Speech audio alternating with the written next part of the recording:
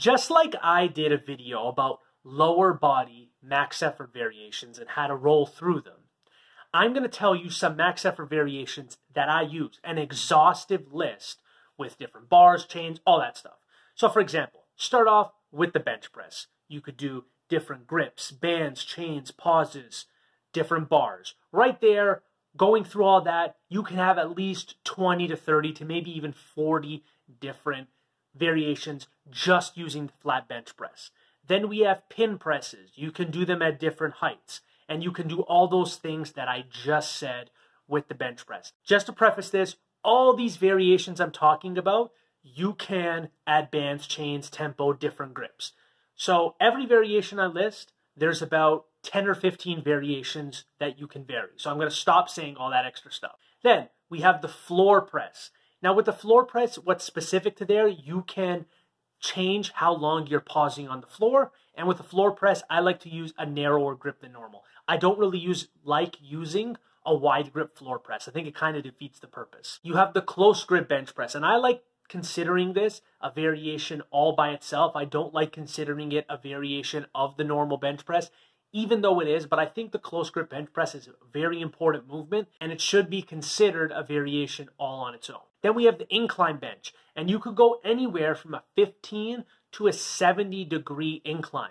Obviously, the higher you are, the more it'll work your shoulders, but it will also work the pec fibers in a different way. Then, a good movement of mine that I like for strengthening shoulder strength and even size is the seated pin press. I like doing it either mid-throat, chin. Some people have done it at the nose. You have the incline pin press, and actually a subscriber said he likes doing this specifically with a Swiss bar on the incline. He feels it accounts for most of his upper body pressing strength. So I'm really looking forward to actually trying that variation one day. And then we're going to talk about the standard overhead press. You can do different grips, although I don't like wide grip overhead press, especially heavy. Then you can do what's called a standing pin press. You put the pins wherever you want to work the overhead press range of motion and then press from there. Just like the seated pin press, you can do the throat, the chin, the nose, over your head if you really want to work the lockout. And this is really good for trunk stability because you are standing. With the push press, you want to be careful that you are not just using mostly legs and trying to lock out with your triceps. Make sure you are initiating the movement with your legs and pressing at the exact same time, because then it just turns into a push jerk. We're going to finish off with weighted dips. You can differentiate the way you're loading. There's so many different ways you can load weighted dips. And then lastly, we have weighted push-ups.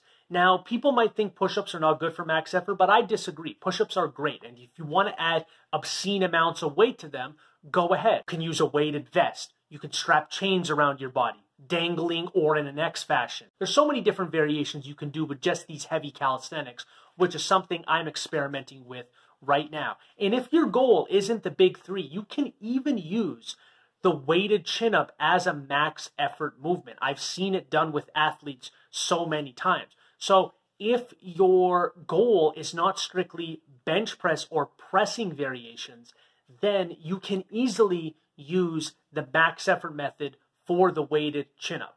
Just depends on all what your goals are. So like I said with the lower body movements, pick 4 to 6. As soon as one is not progressing, throw in another one that fits your goals and progress from there.